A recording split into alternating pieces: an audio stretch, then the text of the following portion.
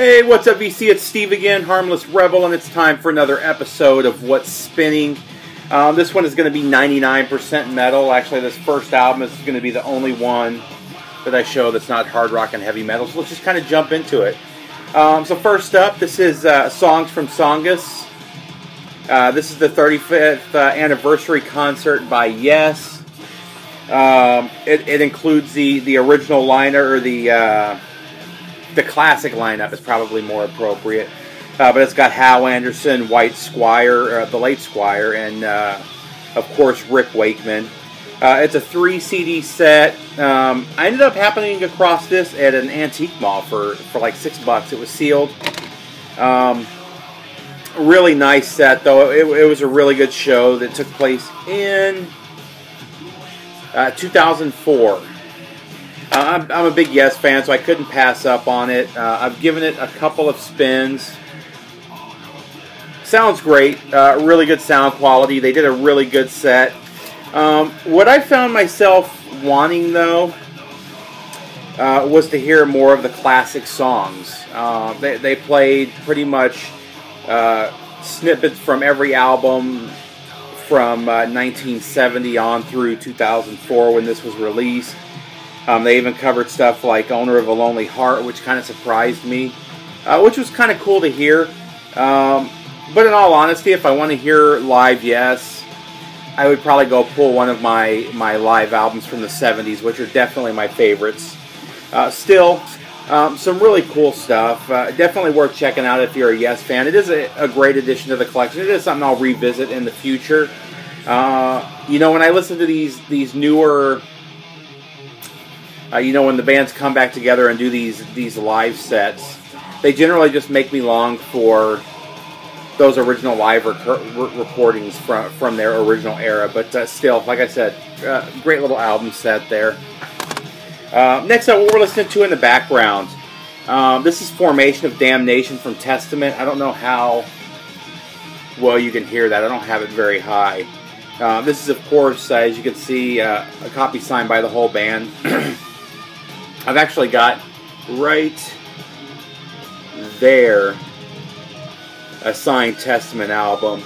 Unfortunately, that was signed after Alex Skolnick left the band, so he wasn't on there. He's one of my all-time favorite metal guitarists. I've talked about him in the past before. Unfortunately, he never gets any credit. Every time somebody does like a top 100 guitarists of all time, or top 20, top 30 metal guitarists of all time, his name is never there. Which is very sad. The guy is absolutely amazing. Absolutely amazing. And he's usually better than about 80%, 90% of the guitarists that are on those lists. Regardless, though, a lot of people call this a return to form. This was Alex Skolnick had just come back with the band. This is the first album of new material that they released. Right before this, they released an album called First Strike Still Deadly, which is a killer album. It's basically they took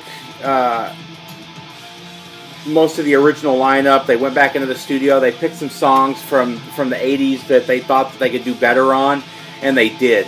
They just absolutely slayed every single track on that album. I loved it. A lot of people long for those original versions. They didn't change them up. They just made them sound better, in my opinion. But this is them all back together. I think the drummer... I don't remember who the drummer was on this one, but it wasn't the original drummer. Regardless, killer album. Definitely not a return to form. Testament's one of those bands. Yes, they did go off and go kind of Chuck Billy went to a more death metal vocal as opposed to thrash vocals on albums like Demonic and is it The Gathering? And I love those albums too, and I thought those were absolutely amazing albums. This is more a return to that thrash sound. Chuck is back with his thrash vocals, and it's an absolutely amazing album, as is every single Testament album that's come out, in my opinion. But great album, and it was really cool to actually get that signed by Alex Skolnick. This is one I just picked up a couple of days ago. I was in Best Buy looking for something else, and they had these on sale for $1. This was the pre-release Slayer single for Repentless, and then it also had a live version of War Ensemble from Wacken in 2014. So just kind of grabbed that for the collection. I obviously have the full-length album, and I've probably got 24 various live versions of War Ensemble, so more just a piece for the collection. This one was a killer find. I didn't even know that this was available. This is an early... It usually gets categorized as death metal, but it's not. It's straight up thrash, and I get why it does.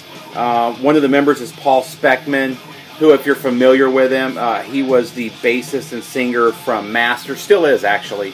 But kind of a side note on Master, a lot of people don't realize they're one of the first death metal bands. Even though their first album didn't receive an official release until 1990, that album was recorded in 1985. It's an amazing album too. It's one of my favorite of the genre. But it was recorded in 1985. The band had been together since '83, and just an amazing band. In 1990, when Master was released, it was part of a two-band deal that Speckman did with Nuclear Blast. The other band was Abomination, which is another band that he fronted and played bass in. Again, this is thrashier than Master, which was a very thrashy band in its own right. But this is a really cool 2008 repress of the album. They only did 2,000 copies. It's numbered. This is number 101. And they actually released it on a gold CD. And it sounds amazing. This is not a band I was unfamiliar with. Master, like I said, was one of my favorite bands in the early 90s. Still is. I've still got most of their stuff on vinyl. And they're still putting stuff out. But another cool thing, this was the original Abomination backdrop. I thought that was cool for their live sets. And then it's got a real nice book that gets into the story and talks about the history of the bands. But and it has all the lyrics as well. But definitely worth picking up. It's not a super expensive album. I paid like $6 or $7 for it, which for a gold CD is an awesome price. But even looking on Discogs, you can get them for $11, $12, and it's definitely worth the money. If you're not familiar with Abomination and you like that death thrash from the late 80s, early 90s, this is an album to grab. Awesome. Next up, I ran across this one in Goodwill a few months ago. Finally got around to spinning it. I just didn't get around to it because I know every single song on here. This is Rat and Roll 8191 from Rat. And 8191, it's basically all their hits from, and basically the greatest hits, like I said, from 81 to 91. And it's just that. It's got all of their hits on it. Good album. So I kind of showed this a while back when I did a video talking about collectible CDs, and this was a DJ sample that I showed. To get this, you basically had to be a member of one of the. They had various DJ clubs. Now they send you emails with, or you can find as a DJ, you can find early download stuff like that. Back in the 80s and 90s, if you were a DJ, you could join these clubs through the labels, and I was part of a couple of them. I was DJing in the 90s, and from 97 to 2003 or so, I was a DJ in Japan at the military base and then some places out in town there. But I was part of a couple of different DJ clubs where each month you would get promotional CDs, and at the time I didn't do albums, but I had some friends that were in some album clubs as well, where every month I would get like 5 or 6 sampler CDs or singles from different labels, just trying to promote some of the stuff that was out. And that's what this is. This is called a wake-up call for the 90s. This is an Epic Records and Associated Labels hard rock sampler. Really good. If you run across this, or if you're into samplers, I recommend picking this one up. You've got Ozzy Osbourne, Alice Cooper, Killer Dwarfs, Shark Island, which I had never heard of until hearing this. Suicidal Tendencies, Prong, Sanctuary, Fifth Angel, Danger Danger, Gothic Slam, another band that I had never heard of until hearing this. Really good band. If you're into thrash, especially that Jersey, New York thrash, you definitely want to check out Gothic Slam. Malia Rage, or Malaya Rage, however you want to pronounce it, which is another very underrated killer thrash, but I can't believe that they're not spoken of in the same vein as bands like Testament or Metallica or Megadeth. Creator, Johnny Crash, Riot, and Bo Nasty. Just a really good promo CD, and definitely worth picking up. Next up, this is one I kind of hesitated to buy, and I'm really sad that I did, or not sad, but upset that I did. This band has been a favorite of mine since about 98, 97, 98. And since I've heard them, I just can't get enough of them. And that is the New Orleans sludge doom metal band Crowbar. If you like really slow, really heavy riffs, and just that dark imagery, and I'm not talking like evil imagery, just dark inner turmoil type of lyrics, then Crowbar is definitely a band to listen to, and this one is right in that vein. The big thing behind this band is that now I'm drawing a blank. Any other time I could tell you his name.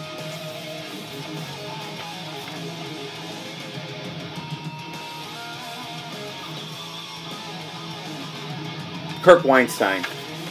Weinstein, however, I believe it's Weinstein. But the singer and the force behind the band, he's dealt with alcoholism his entire career.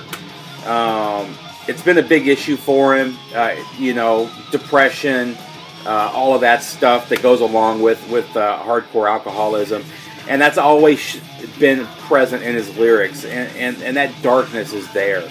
And but he usually has, towards the end of a song or the end of a CD, there's kind of a moment of enlightenment. You kind of feel the hope at the end. And this one didn't really end that way. But really good. This is probably my third favorite Crowbar album. My favorite is Oddfellows Rest from I believe it was the early 2000s. Absolutely amazing album.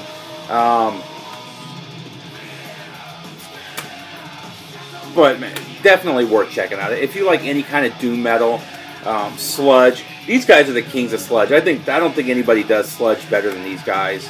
And sadly, Kirk's left Down, and actually, I believe he left Down right before he did this album, which I'm sure there was some depression involved in that too. But just a dark album, killer though from beginning to end. Absolutely awesome album. This next one came out in 1994. I refuse to listen to this album. I actually didn't listen to this album in full until about a year ago, when I ran across this copy sealed for $5.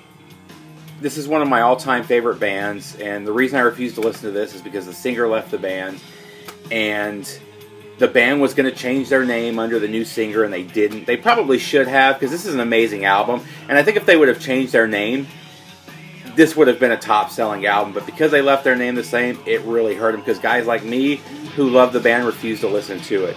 But this is the self-titled album from Motley Crue, with John Corabi on vocals.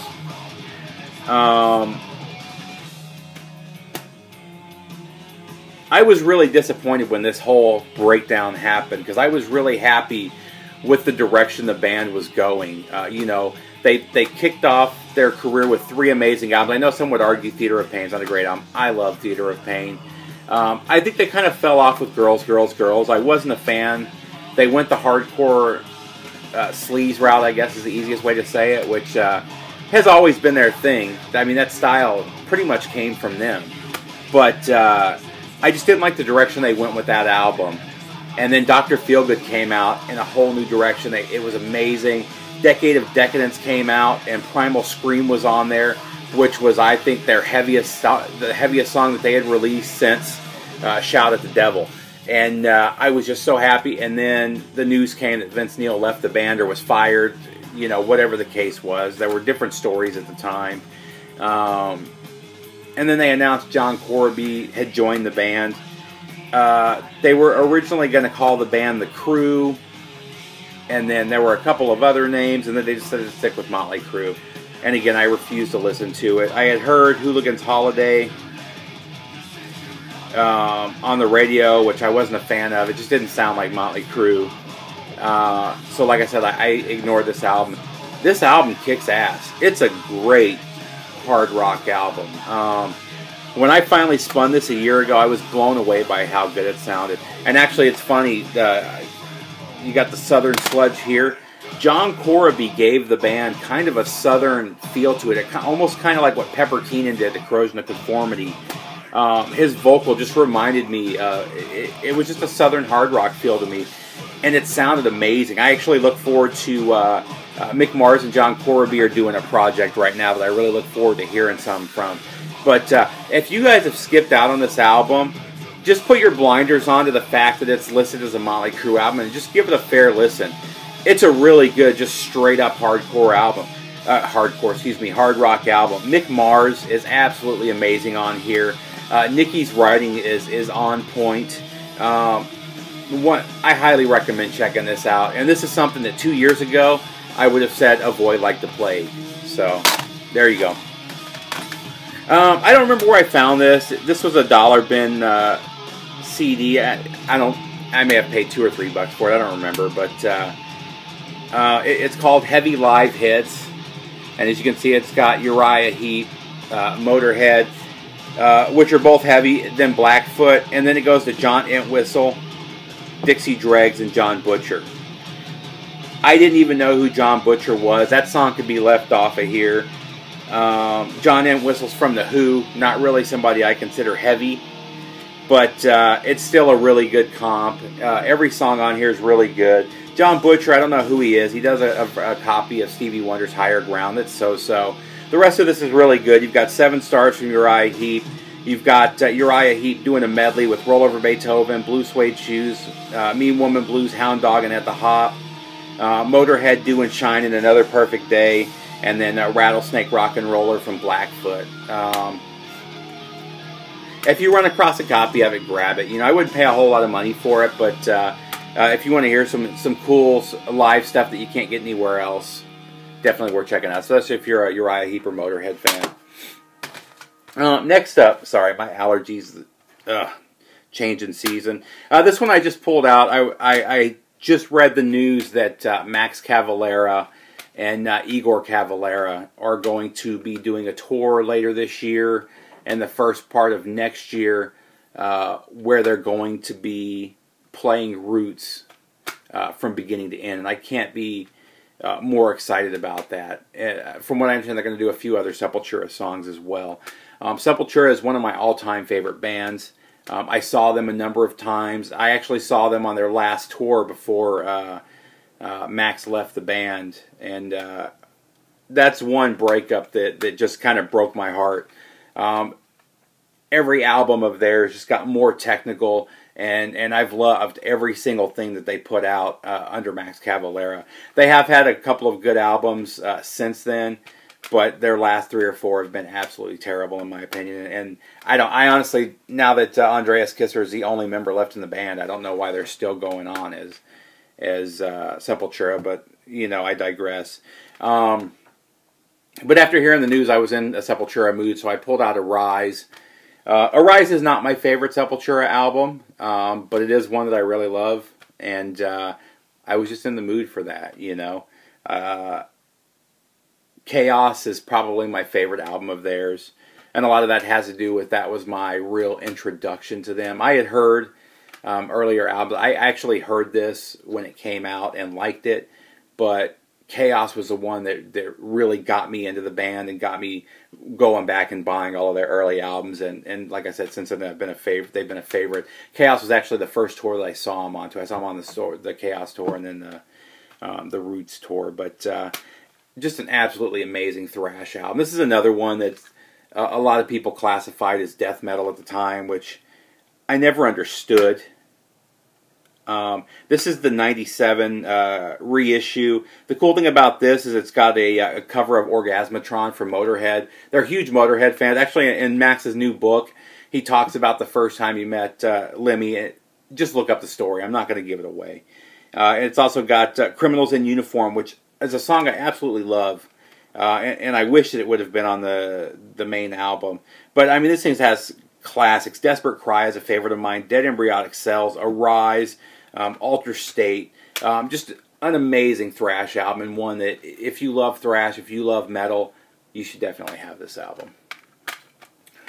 So last but not least, this is an album that really took me by surprise. It's a band I was already familiar with, but I hadn't listened to any of their output since the early 90s. And the band is Rage.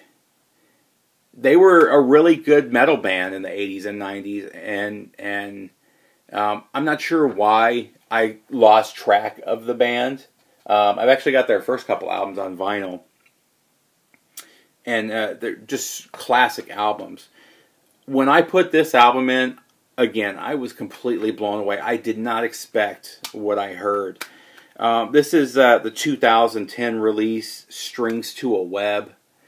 I didn't know that they had gone the progressive route, and man, do they do it good. I liked every single song on here. Absolutely amazing. They do a great job of mixing progressive technical metal with power metal. There's elements of thrash. You get a little bit of every genre of metal in this. It just sounds... I mean, when they go straight progressive metal, it sounds amazing. The musicianship, when you compare this to their early albums, is it's a quantum leap from where they started. And that's saying a lot, because those first 2 or 3 albums from Rage are classic albums. I have a feeling like most people, they kind of lost track of Rage after that. You know, probably in the 90s, you know, when those 80s bands kind of disappeared for a while or went more underground, is probably when I lost it. Plus, in the early 90s, I was getting into the death thrash, the death metal, all that stuff, you know. Even black metal at the time. But, man, now I've got to go back and get the rest of their albums, because, again, this one blew me away. I've already given it a couple spins. This is going to be in my rotation for quite some time right now. But there you go. Rage, Strings to a Web. So that's it. I've talked long enough. Let me know what you think of these albums, if you've heard them. If you have any recommendations, obviously share those with me as well. And other than that, take care, VC. I'm actually going through, I am re-listening to the albums for the next Judas Priest update. So I plan to have that one out by Sunday of next week. I know everybody's been waiting for it. I've probably gotten 30 emails and comments asking when I'm going to release the next part 3 of that series. I finally got the album that I've been waiting for, and that's going to be coming up in the next week. So look forward to that. I may do one vinyl update. I've got some heavy metal stuff to show in the meantime, but that is coming. Other than that, I hope you have a wonderful week, and take care, VC.